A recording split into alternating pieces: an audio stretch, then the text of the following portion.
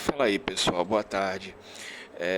Espero que tanto vocês quanto as suas famílias estejam bem, tá? A gente tem que dar prosseguimento. Peço mais uma vez que, seja pelo tópico ou me mandando um e-mail, não importa, mas eu gostaria mesmo de saber o que vocês estão achando das minhas aulas, sabe? Se vocês estão conseguindo entender, se está rolando alguma dificuldade, algum problema, porque, né, essa questão da gente ter que trabalhar à distância não me permite olhar para vocês. Então, tipo, eu nesse sentido eu estou meio perdido, tá? Então, bora começar.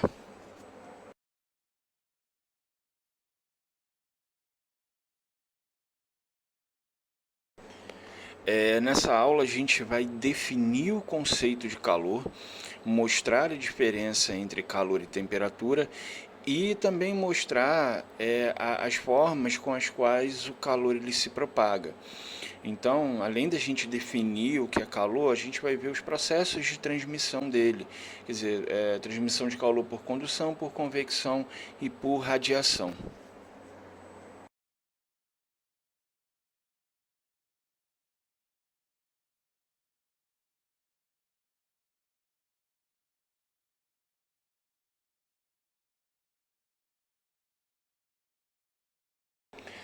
Então, pessoal, para definir o que é calor, eu vou pedir para vocês observarem essa imagem aqui. O que essa imagem está nos mostrando? Eu tenho aqui dois corpos A e B, e a temperatura aqui do corpo A ela é maior do que a temperatura do corpo B. Num determinado momento, a gente coloca esses dois corpos em contato. O que vai acontecer? Esse corpo A ele vai, obviamente, esquentar o corpo B, ou seja, esse corpo A vai fazer com que a temperatura desse corpo B aumente. E se vocês lembram da aula passada, a temperatura ela é uma medida de energia cinética, mas não deixa de ser energia. Então, o que está acontecendo no final das contas aqui? Esse corpo A ele está cedendo energia para o corpo B.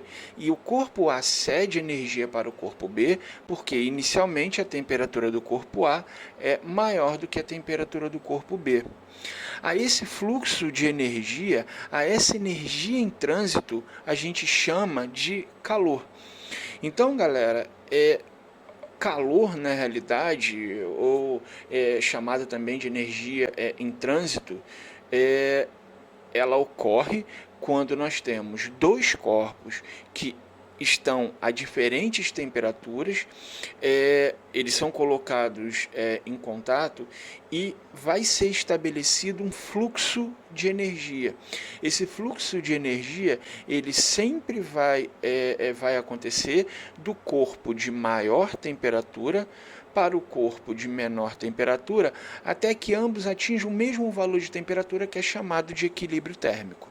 Então, só para finalizar, para reforçar, calor é uma forma de energia em trânsito.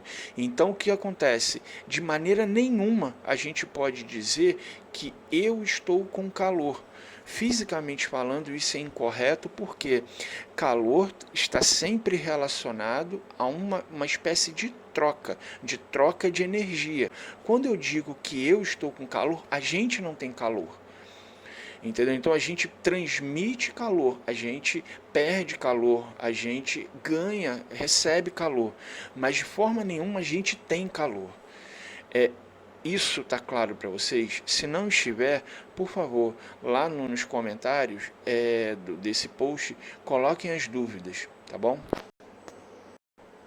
Então, galera, olha só, na transmissão de calor por condução, qual é a ideia? A energia ela é transmitida de ponto a ponto. Então, da fonte de energia, né, no caso da fonte de calor, até o corpo que se encontra numa região mais fria. Então, observem aqui essa imagem. Eu tenho uma pessoa segurando aqui uma barra de ferro e em uma das extremidades dessa barra está sujeita à chama aqui dessa vela.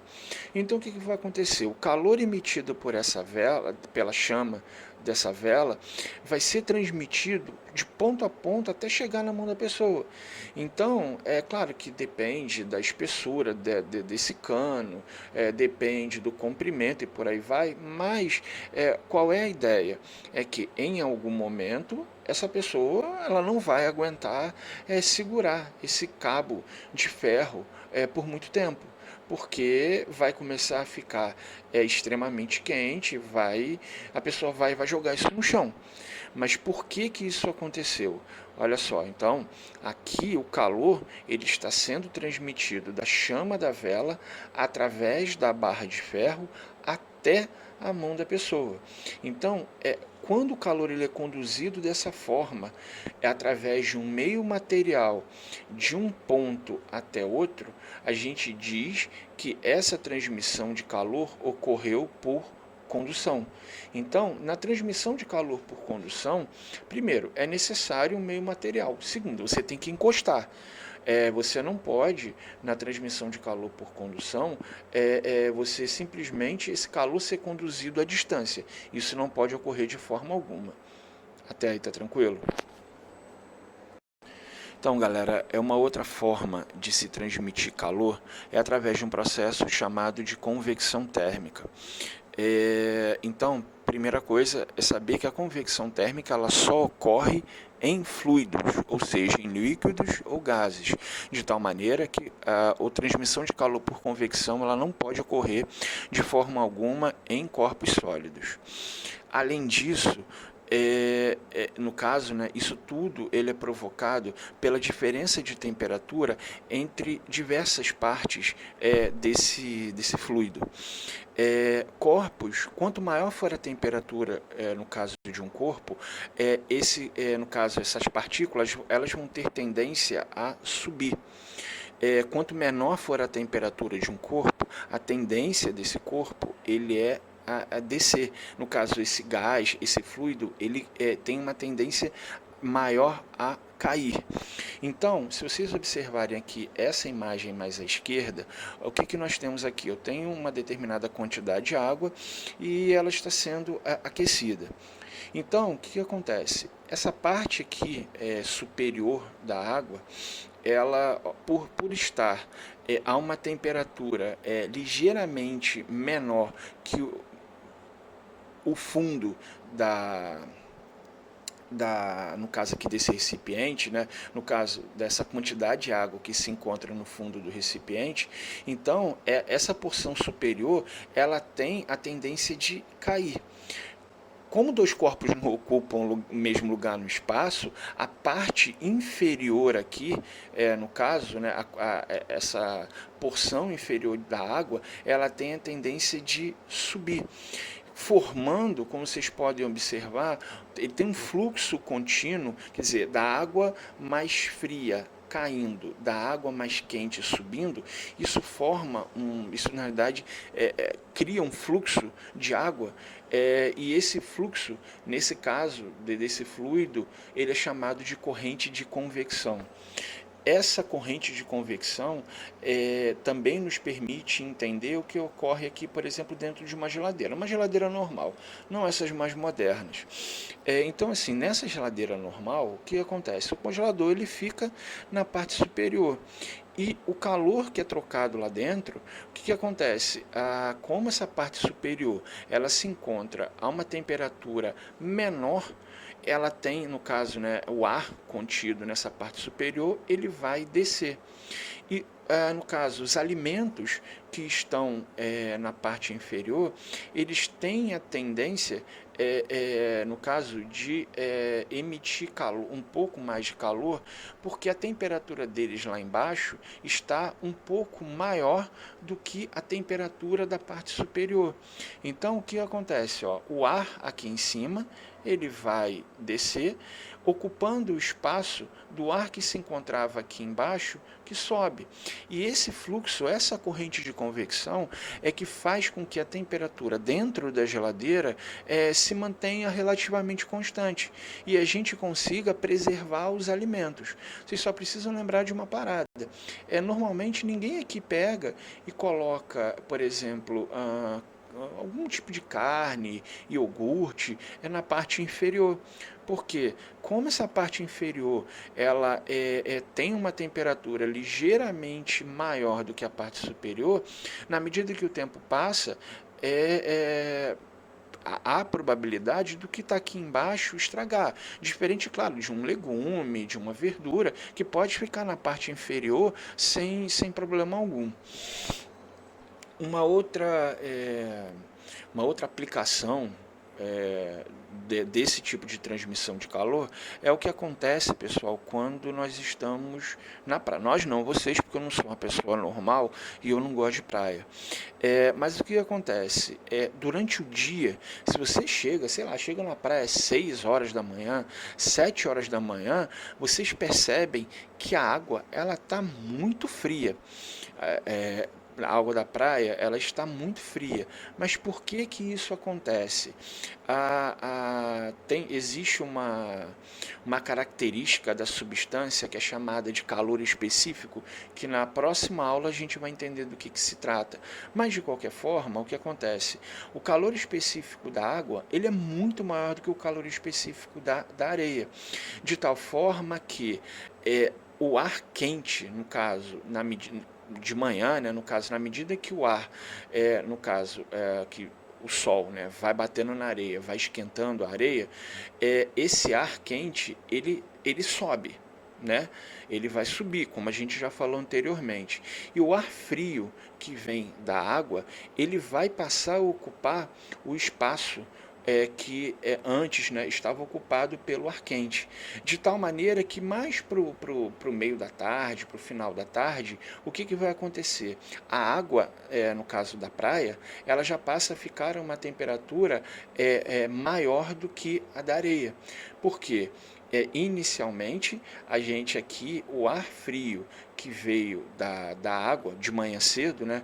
O ar frio que veio da água da praia, ele passou a ocupar o espaço que o ar quente estava ocupando. Então, olha só, observe que mais uma vez criou-se um ciclo. Esse ciclo ele é chamado de corrente de convecção. E aí o que acontece? Olha só, aqui nessa imagem aqui, nós temos algo que é chamado de brisa marítima, aquele vento frio que normalmente a gente sente quando a gente chega na praia muito cedo. Beleza? Bem, a última forma de se transmitir calor é através de um processo chamado de radiação ou irradiação. E é um único processo que ocorre na ausência, que pode ocorrer na ausência de um meio material, ou seja, é um único tipo de processo de transmissão de calor que pode ocorrer no vácuo. A transmissão de calor por radiação, ela ocorre através de transferência de radiação eletromagnética, que é um conteúdo que vocês vão ver com mais profundidade no terceiro ano. Mas, de qualquer forma, na transmissão de calor por radiação, não ocorre o contato entre os corpos, da forma como ocorreu na convecção ou na condução de calor. Então, isso explica, por exemplo, aqui a transmissão de calor aqui, ó, por exemplo, com o funcionamento do micro-ondas. O micro-ondas ele tem um dispositivo dentro dele que vai emitindo calor, ele vai emitindo radiação, mas esse dispositivo em momento algum está em contato com o alimento que se encontra lá dentro. Também através desse processo de transmissão de calor que a gente consegue explicar o motivo pelo qual o Sol consegue chegar até nós. Quer dizer, a transmissão do calor emitido pelo Sol, ele chega até a gente através da radiação que o Sol está emitindo. Então a gente vai ver aqui alguns exemplos de aplicação direta desses conceitos que a gente acabou de ver. O primeiro deles está dizendo o seguinte, ó, a energia solar é uma das fontes de energia limpa cujo uso deve ser incentivado. A figura ilustra um sistema de aquecimento solar demonstrativo que pode ser facilmente construído nos laboratórios de escolas do ensino médio e fundamental. Ele é composto de uma placa metálica, está aqui nessa placa metálica P, pintada de preto, em contato com um tubo metálico sinuoso, M, que é esse tubo que está aqui dentro, tá? Nessa placa. Um depósito de água D de dado, vocês podem ver aqui, e tubos que ligam, no caso, o depósito ao tubo metálico em contato com a placa. Deu para entender o esquema? Aí ele fala o seguinte, ó, o aquecimento da água contida no depósito D pela absorção da energia solar deve-se basicamente à ocorrência sucessiva de que fenômenos? Então, quer dizer, nós só temos, né, 3 fenômenos, mas vocês precisam entender o que está acontecendo aqui, como é que essa água ela vai ser aquecida. Olha só, inclusive tem, apesar dele não ter dito, né, mas olha só, o Sol, o que vai acontecer? Esse Sol é ótimo. O Sol, ele vai, no caso, a radiação emitida por ele vai ser, no caso, absorvida aqui pela placa, certo? Então, o que acontece aqui, ó, se está ocorrendo um processo de transmissão de calor à distância, que é esse primeiro passo, o que vai acontecer aqui? Nós temos o primeiro processo de radiação ou irradiação. Aí depois disso, o que vai acontecer? No caso, o calor, no caso, que foi transmitido à placa pelo Sol, ele vai ser, no caso, transmitido a esses tubos aqui sinuosos. E como ocorre um contato, e são corpos sólidos, aqui o segundo processo de transmissão de calor, nesse caso aqui, nós temos a condução. E aí, depois disso, é que essa água vai ser aquecida. E aí observe que eu tenho um fluido. Por eu ter um fluido, o processo de transmissão de calor que ocorre aqui é o processo de convecção, de tal maneira que a resposta correta, na ordem em que o aquecimento dessa água ele vai ocorrer, a resposta correta é o que aparece aqui no item B. O segundo exercício está dizendo aqui o seguinte, ó, identifique o principal tipo de propagação de calor, condução, convecção ou radiação que ocorre em cada uma das situações descritas. No item A eu tenho o seguinte, ó, a extremidade de uma barra de metal é colocada em uma fogueira e depois de pouco tempo a barra toda esquenta. Então, ó, observem que sim, aqui nós temos um corpo sólido e essa, no caso, né, essa transmissão está ocorrendo de ponto a ponto. Então, isso, na realidade, está mostrando que a propagação de calor que ocorre nesse caso é por condução. Ó, no item B, objetos próximos de um forno aceso, mas não em contato com ele, se aquecem.